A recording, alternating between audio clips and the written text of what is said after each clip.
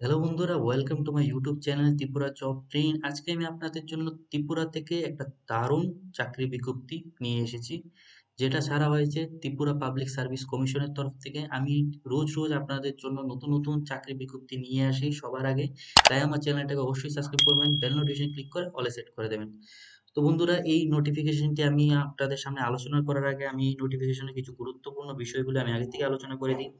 যে এই নোটিফিকেশনের যে সিলেকশনটা হবে সেটা হবে মেরিট লিস্টের উপর ভিত্তি করে। ঠিক আছে, মেরিট লিস্টের উপর ভিত্তি করে আপনাদের ফার্স্টে আপনাদের ইন্টারভিউ কলের জন্য ডাকা হবে। ঠিক আছে, মেরিট লিস্টের যে মার্কটা কিভাবে দেওয়া হবে সেটা আমি এই ভিডিওতে আমি আলোচনা করে দিয়েছি। তারপর ইন্টারভিউ দেওয়ার পর লাস্টে যে ফাইনাল মেরিট লিস্টটা বের হবে, কিভাবে বের হবে সেটাও আমি আলোচনা করে দিয়েছি এই ভিডিওতে।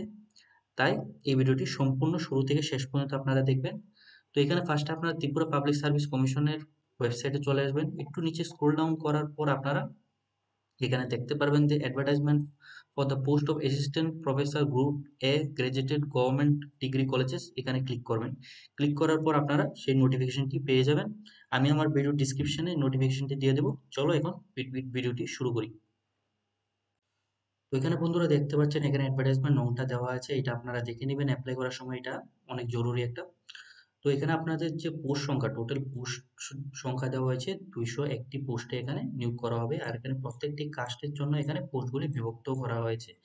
যে পোস্টে নিয়োগ করা হবে সেটা হচ্ছে অ্যাসিস্ট্যান্ট প্রফেসর পোস্টে এখানে নিয়োগ করা হবে। আর কোথায় নিয়োগ করা হবে সেটা হচ্ছে যে ত্রিপুরার যে বিভিন্ন গভর্নমেন্ট ডিগ্রি কলেজগুলি রয়েছে সেখানে নিয়োগ করা হবে। আর আপনাদের যে স্টার্টিং স্যালারিটা দেওয়া হয়েছে সেটা দেওয়া হচ্ছে 57,700 থেকে আপনাদের স্টার্টিং স্যালারিটা স্টার্ট হবে। আর এটা বাড়তে বাড়তে 1,82,400 টাকা পৌঁছে যাবে। ঠিক আছে, এটা খুবই একটা ভালো একটা চাকরি বিজ্ঞপ্তি দেওয়া হয়েছে অনেকদিন পর। তারপর নিচে মেনশন করে দেওয়া হয়েছে যে কোন কোন সাবজেক্টগুলি থেকে কতগুলি পোস্টে অ্যাসিস্ট্যান্ট প্রফেসর এখানে নিয়োগ করা হচ্ছে। এগুলি এখানে সবগুলি পোস্টের কথা এখানে মেনশন করে দেওয়া হয়েছে, আপনারা এখানে দেখে নিন। আমি এখন ডাইরেক্ট চলে যাব এডুকেশন কোয়ালিফিকেশন টপিকটার উপর। এখানে এডুকেশন কোয়ালিফিকেশনের মধ্যে বলা হয়েছে যে আপনাদের মাস্টার ডিগ্রি থাকতে হবে এবং মাস্টার ডিগ্রির উপর অ্যাটলিস্ট 55 মার্ক আপনাদের থাকতে হবে মাস্টার ডিগ্রির উপর। তার সাথে শুধু মাস্টার ডিগ্রি হলেই চলবে না, তার সাথে আপনাদের ন্যাশনাল এলিজিবিলিটি টেস্টটা যে রয়েছে সেটাও আপনাদের থাকতে হবে। ঠিক আছে, আপনাদের যে ইউজিসি দ্বারা যে কন্ডাক্ট করা হয় ন্যাশনাল এলিজিবিলিটি টেস্ট, এটাও আপনাদের দেওয়া থাকতে হবে। অথবা আপনাদের বলা হয়েছে যে সিএসআইআর অথবা আপনাদের similar test aggregated by UGC like SLET অথবা এসএটি যদি আপনারা দিয়ে থাকেন তো তাহলে আপনারা এই পোস্টের জন্য অ্যাপ্লাই করতে পারবেন। অথবা এখানে আরেকটি অপশনও দেওয়া আছে যে আপনাদের পিএইচডি ডিগ্রিও যদি আপনারা করে থাকেন accordance with university grant commission. ঠিক আছে, ইউনিভার্সিটি গ্রান্ট কমিশনের দ্বারা আপনারা যদি পিএইচডি ডিগ্রিটা আপনারা যদি কমপ্লিট করে থাকেন তাহলে আপনারা এই পোস্টের জন্য অ্যাপ্লাই করতে পারবেন। ঠিক আছে, কিন্তু যারা যারা পিএইচডির দ্বারা, ঠিক আছে, মাস্টার ডিগ্রি তো লাগবেই, তার সাথে যারা যারা পিএইচডি পিএইচডির দ্বারা আপনারা এই পোস্টের জন্য অ্যাপ্লাই করবেন তাদের এখানে কিছু কিছু রুলস এন্ড রেগুলেশন এখানে মেনে মেনে এখানে অ্যাপ্লাই করতে হবে। কিছু কিছু কন্ডিশন রাখা হয়েছে, সেগুলো আমি আপনাদের হাইলাইট করে দিচ্ছি। যারা যারা পিএইচডি দ্বারা এখানে অ্যাপ্লাই করতে যাচ্ছেন তারা এই রুলস এন্ড রেগুলেশন যে কন্ডিশনগুলি রাখা হয়েছে সেগুলি আপনারা দেখে তারপর এখানে আপনারা অ্যাপ্লাইটা করবেন। ঠিক আছে, এটা মনে রাখবেন। তো এখানে আপনাদের যে ডিজারেবল ল্যাঙ্গুয়েজটা রাখা হয়েছে সেটা রাখা হয়েছে যে নলেজ ইন বেঙ্গলি অথবা ককবরক থাকলে আপনারা এই পোস্টের জন্য অ্যাপ্লাই করতে পারবেন। আর এখানে ম্যাক্সিমাম এজ লিমিট রাখা হয়েছে 40। তার সাথে এসসি এসটি পিডাব্লিউডি দের জন্য 5 বছরের এখানে রিল্যাক্সেশনও এখানে দেওয়া হয়েছে। এখন আমি আলোচনা করব আপনাদের যে সিলেকশন প্রসেসটা কিভাবে হবে। তো এখানে সিলেকশন প্রসেসের মধ্যে দেওয়া হয়েছে যে আপনাদের একটা এপিআই স্কোর থাকবে, যাতে আপনাদের 100 মার্ক দেওয়া হবে। তো এপিআই স্কোর হলো যে আপনারা যে একাডেমিক্স প্লাস আপনারা যে টেস্টগুলি দিয়েছেন, যে পরীক্ষাগুলি দিয়েছেন, তাতে আপনারা কত কত মার্ক পেয়েছেন তার উপর ভিত্তি করে আপনাদের এই 100 মার্কটা দেওয়া হবে। তো 100 মার্কটা কিভাবে দেওয়া হবে এটা নিচে আরো সম্পূর্ণ বিস্তৃতভাবে আলোচনা করা হয়েছে, আমি সেটাও আপনাদের বলে দেবো, তাই ভিডিওটি লাস্ট পর্যন্ত দেখবেন। আর এখানে আপনারা দেখতে পাচ্ছেন যে সেকেন্ড হবে আপনাদের একটা ইন্টারভিউ, যেখানে আপনাদের 15 মার্ক থাকবে। আর এখানে একটা কথা মেনশন করে দেওয়া হয়েছে যে 50% অফ 100 মার্ক। এটা কি বোঝাতে চেয়েছে সেটাও আপনারা বুঝে যাবেন ভিডিওর লাস্ট পর্যন্ত দেখলে, আপনারা এটাও বুঝে যাবেন, আমি এটাও বুঝিয়ে দেবো। ঠিক আছে, এখানে আপনারা দেখতে পাচ্ছেন যে আপনারা কিভাবে অ্যাপ্লিকেশন করবেন এবং কত তারিখ থেকে আপনাদের অ্যাপ্লিকেশনটা স্টার্ট হবে সেই বিষয়ে এখানে আলোচনা করা হয়েছে। এখানে বলা হয়েছে যে 11/2/2025 থেকে আপনারা এই পোস্টের জন্য এপ্লাই করতে পারবেন। আর এখানে লাস্ট ডেট রাখা হয়েছে 7/3/2025। আর আপনারা কিভাবে অ্যাপ্লিকেশন করবেন, আপনারা এই লিঙ্কে গিয়ে আপনাদের অ্যাপ্লিকেশনটা করতে হবে। আমি এই লিঙ্কটা আমার ভিডিও ডিসক্রিপশনে দিয়ে দেবো, সেখান থেকে আপনারা পেয়ে যাবেন।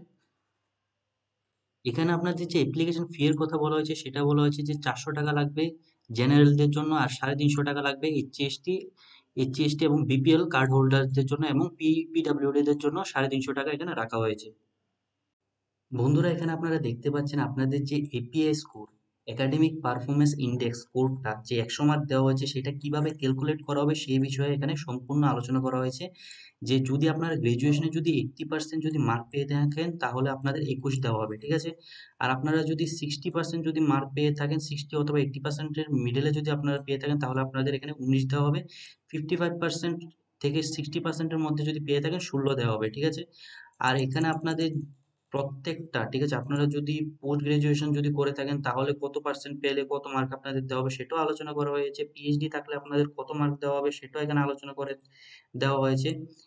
এনইটি অথবা যদি আপনারা স্লেট অথবা এসইটি যদি দিয়ে থাকেন তাহলে আপনাদের কত মার্ক পেয়ে যাবেন সেটাও আমি আপনাদের এখানে আলোচনা করে দেওয়া হয়েছে।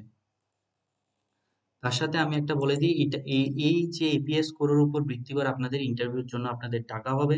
যার যত এপিএস স্কোর বেশি হবে তার ইন্টারভিউ কল পাওয়ার চান্সেস তত বেশি, ঠিক আছে। ইন্টারভিউ পাওয়ার পর আপনাদের যে ক্যালকুলেশনটা হবে সেই ক্যালকুলেশন, আপনাদের যে ক্যালকুলেশনের উপর ভিত্তি করে আপনাদের মেরিট লিস্টটা বের হবে সেই ক্যালকুলেশনটা আমি একবার আপনাদের এখানে বুঝিয়ে দেবো।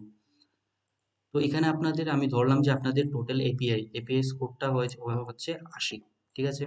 আর আপনারা ইন্টারভিউর মধ্যে পেয়েছেন 7। তো এখানে আপনাদের যে টোটাল এপিএই স্কোর, আপনাদের টোটাল এপিএই স্কোরের এখানে 85%ই এখানে কাউন্ট করা হবে। আমি ধরলাম 85% হলো 68, ঠিক আছে। তার প্লাস এখানে আপনাদের ইন্টারভিউ ধরলাম যে আপনারা 7 পেয়েছেন, তো এখানে আপনাদের যে টোটাল স্কোরটা বেরিয়ে এসেছে 75। তো এটা হবে আপনাদের ফাইনাল আপনাদের স্কোর।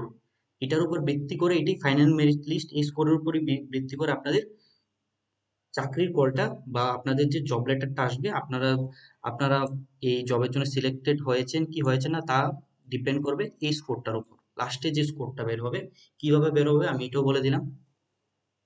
আর আপনারা এখানেও দেখতে পাচ্ছেন যে আমি একটু আগে যে কথাটা বললাম এখানেও আলোচনা করে দেওয়া হয়েছে, শর্টে আলোচনা করে দেওয়া হয়েছে, আমি এখানে হাইলাইট করে দিচ্ছি।